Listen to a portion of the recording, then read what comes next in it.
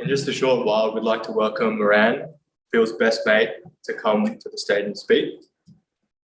Following his speech, Moran is going to introduce the final musical piece of the day. You may have heard us practicing it earlier, so feel free to sing along if you do know the lyrics. Before I hand it over to Moran for the final speech of today, I'd just like to end with a couple of words myself. Now, it's already been touched on a couple of times by Phil's sister Olga about his crazy appetite. And for anyone that's ever shared a meal with Phil, you'd be able to testify to that as well. He'd almost always be hungry, no matter how decent the portion size was.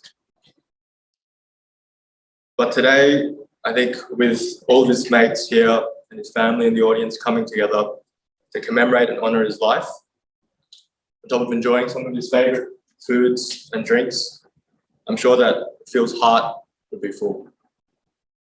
So again, to everyone here today, thank you for coming to commemorate the life of our dear friend Phil. And to Phil, we miss you every day and know that you will live on in our hearts and our memories.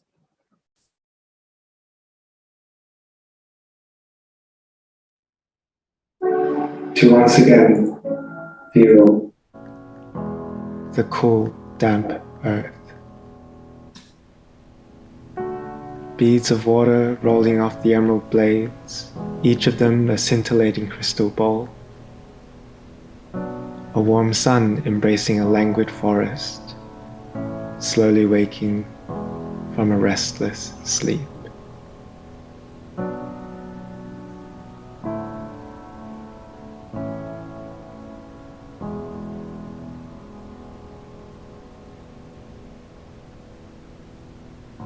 To once again feel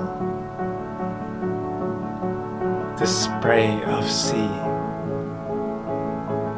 the violent waves stirring up sand left undisturbed for decades. Wave after wave, joining gold and sapphire. Endless horizon, dreams of paradise. To once again feel a mother's loving touch and graceful whispers of love.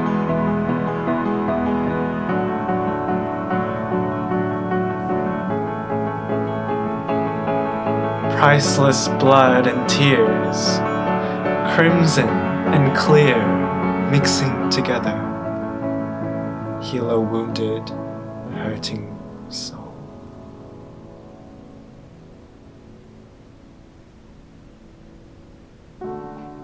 What its spirit yearns for, now absent in the abyss, swallowed by death's merciless vortex. What was lost?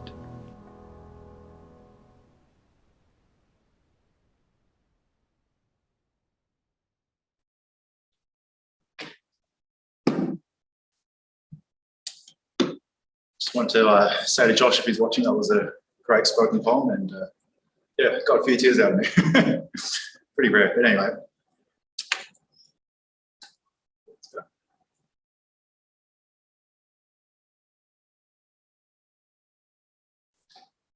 So a few nights ago, I was at Wilson Park Tennis Club, where Phil and I used to play tennis.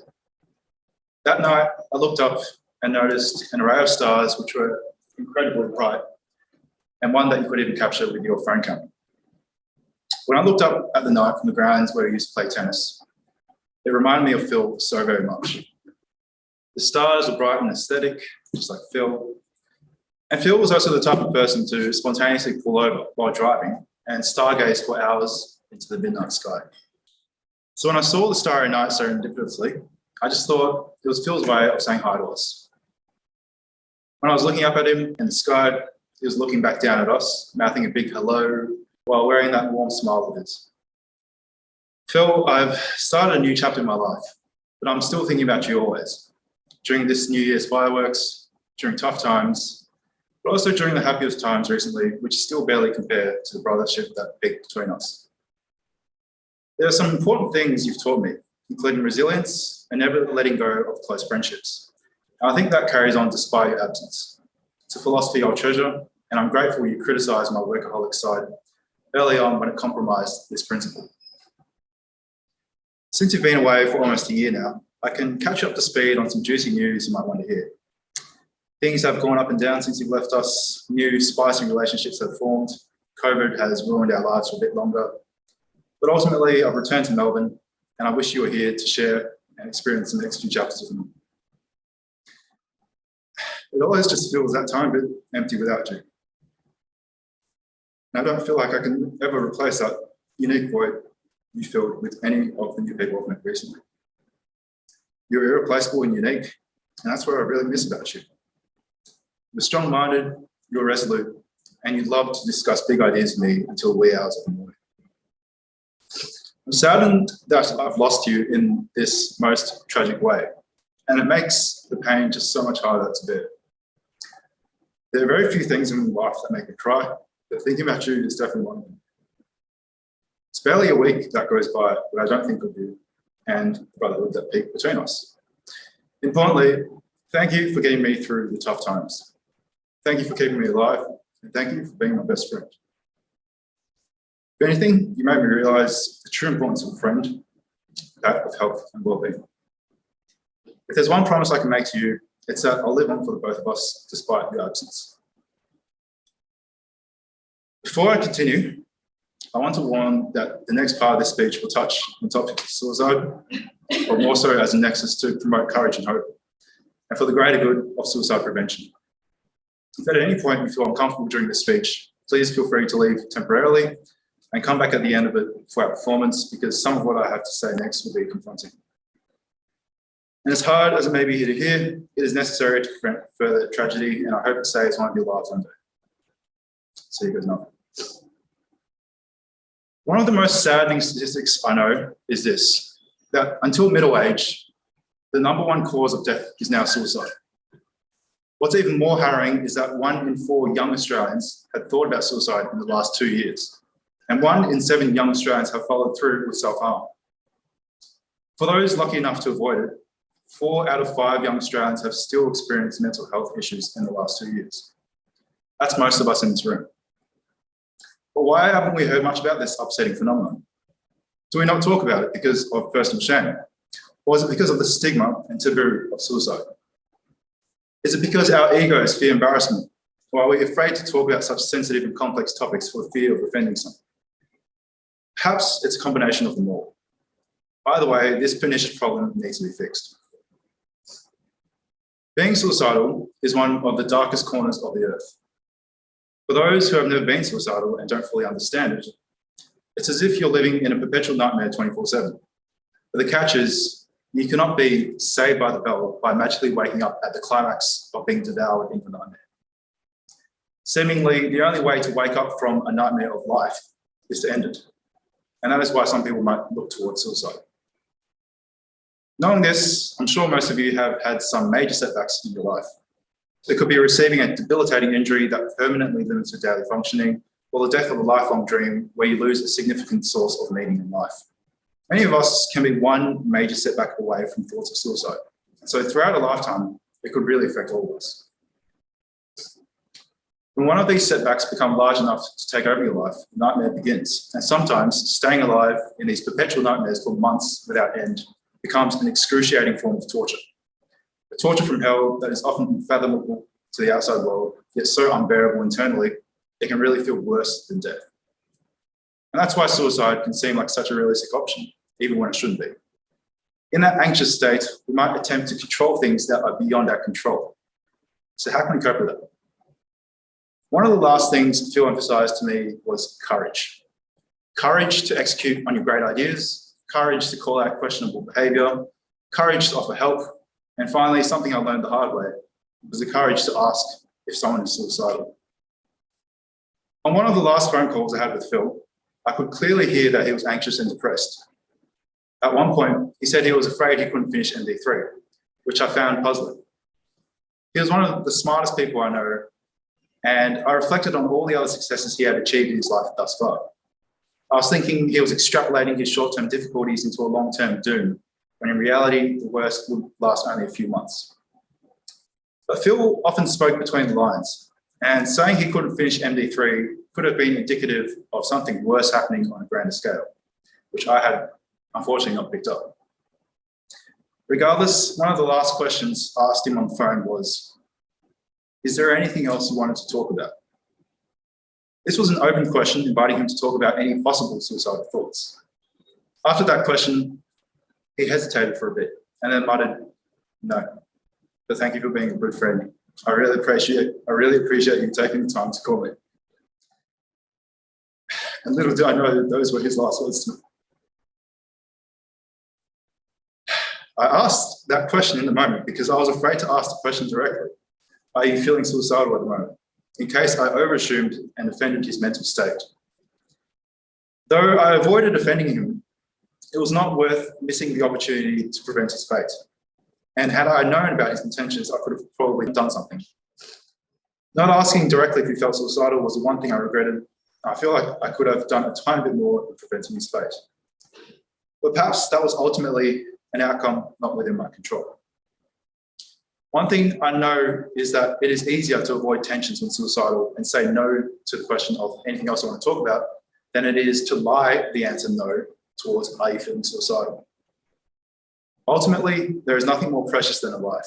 And if one of our friends, family members, or colleagues ever seem down, check in with them and support them all the way through the darkest times. Never give up on them when they're most vulnerable and actively listen to everything they have to say. Next time you encounter a severely depressed person or a person in strife, summon up the courage to directly ask the question, are you feeling suicidal by any chance? It can make a big difference in obtaining a vital piece of information that warrants emergency acts to keep them alive. If you ask that question and they're not suicidal, great. Though they may be offended if you overassume suicidality, I would much prefer someone be offended and alive than the other way around. Asking if someone is suicidal is analogous to breaking someone's ribs during CPR to save a life, except this is for mental health. More importantly, if any one of us ever has dark thoughts ourselves, summon up the courage to speak out. As Phil eloquently put in his first spoken poem delivered to me, which I'll present at the end of the speech, he said this: "Paint a dreadful image of your own vulnerability and those closest will care for your wounds. Write your fears. Let them become real. Because it is for yourself you fear and for the others you write. Write for the others so they will save you from the self." Now, obviously, I am not as poetic as Phil, but our point is much the same. Summon up the courage to let down your guard and let others know that a problem exists in the first place, as much as that might hurt others and as much as that might hurt yourself. Communicate your short-term fears and push past that fear of stigma, burden, or embarrassment. By letting others know of any pains we might have, a world of support opens up to us, and in the long term, that might save your life. For anyone who may be currently suicidal, I hear you. It's not easy, and I understand how rough life must be for you at the moment. I understand how you may feel like you've been trapped into a dead end, doomed and hopeless, and the pain that comes with that. You've experienced how wicked life can truly be. I know how all that suffering may make you want to go to sleep tonight and not wake up tomorrow. And as ludicrous as it sounds right now, I want you to know that your nightmares can be lifted and that it can get better. But it will take time and all the resilience you can muster. In the short term, your crises can seem permanent and irreversible, with no light at the end of the tunnel. But as hard as it is, you can always retrace your steps to a new tunnel where the light guides you towards a better destination. As clogged as your mind might feel at the moment, there is always an alternative.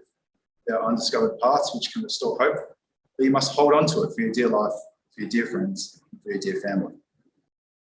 Fight against the odds, and don't give up until you've exhausted every last option, because later down the track, you'll appreciate the beauty of life once again, and thank yourself for fighting the uphill battle for more time on this precious planet. So confess to your closest confidant. Force yourself to pick up a hobby on a weekly basis again, even if you can't experience joy in the current moment. Throw your fragile ego aside and see a psychiatrist or call Lifeline because your life depends on it. Do whatever you can to stay alive despite the hell you might be slogging through because life is still precious. It is sacred, and no matter who we are and what roles we play in society, a life is still a life. And by that virtue alone, we all hold intrinsic value. Despite how terrible an episode of suicidal ideation you go through, it can be just that, an episode. And if you stick with the faith that your future self will be better, you'll be right. Because once you've hit rock bottom, there's only one direction your life can go, up. And while experiencing suicidal ideation is the most unpleasant experience, there is a silver lining that can emerge if you happen to go through it. By overcoming your despairs, you'll emerge stronger, knowing that you can handle the worst pressures of life. You'll develop a sense of calm fearlessness, knowing that you can survive the worst of life, and that internal confidence is immensely empowering. It will enable you to execute your greatest ideas and accelerate forward without fear. You'll emerge infinitely more courageous than you would ever be without that all-field experience, and you gain perspective of what's really worth fussing over and fearing. Very little. If there's anywhere Phil's advice can help save a life, it's here. We must summon up the courage and vulnerability to open up in order to save our lives and others. In doing so, Phil's death will not be in vain. We shall remember him forever, and we shall honour him for all that he has done with his magnificent life. A look at his illustrated poems all around the lecture theatre here today behind me can explain just how deep, complex, and artistic his thoughts were. Half the time, people see me as being playful and lighthearted. And that's true. This thoughtful side of me is something I rarely vocalise. But these are the thoughts that run through my head most of the time. These are the thoughts I could openly share with Phil for hours, and that's why I love talking with him.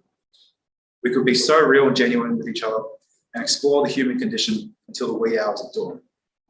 And it's partly why I miss him so much. Not just because he was like a brother to me, but because he brought out the best of me.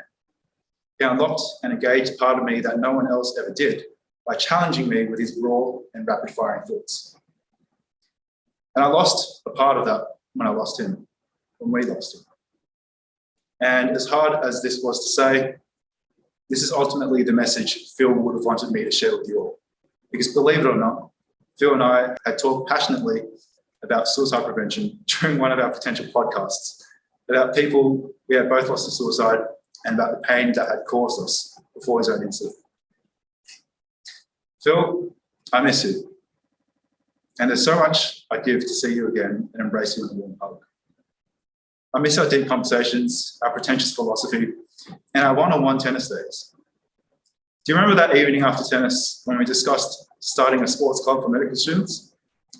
And how beneficial that sports club would be for both their physical and mental well-being? Well, Phil, you'd be proud to hear that I've started the MD Sports Club this year, and you'd be even more happy to hear that nearly 200 of your fellow medical peers have engaged with it. That was a great idea from you, and a legacy I'll carry forward as I embark on my medical journey, on our medical journey. Phil, you will always hold a special place in my heart as my best friend. But seriously, the world is so much quieter without you.